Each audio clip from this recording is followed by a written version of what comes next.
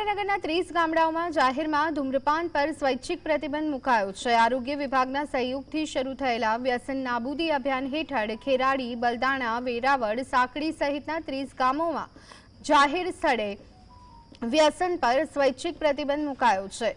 જિલ્લાની 170 થી વધુ શાળાઓને તમાકુ મુક્ત કરવાનું અભિયાન પણ શરૂ કરાયું છે। શાળા નજીકની પાન માવાની દુકાનોને નશીલી વસ્તુઓનું વેચાણ ન કરવા માટે સૂચના અપાઈ છે। તમાકુ અને નશીલા પદાર્થોના સેવનથી થતા આરોગ્ય અને આર્થિક નુકસાનને રોકવા પહેલ શરૂ કરવામાં આવી। આ બાબતોનું ઉલ્લંઘન કરનાર લોકો વિરુદ્ધ ગ્રામ પંચાયત કડક કાર્યવાહી કરશે।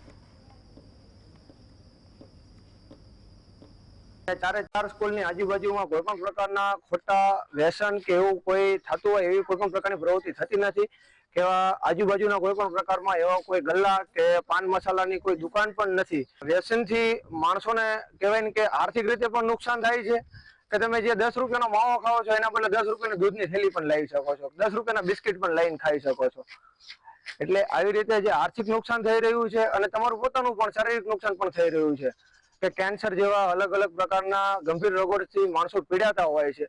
એટલે એ પોતાનું શારીરિક અને આર્થિક નુકસાન ટાળો તો તમારા ખુદના માટે પણ ફાયદો રહે છે।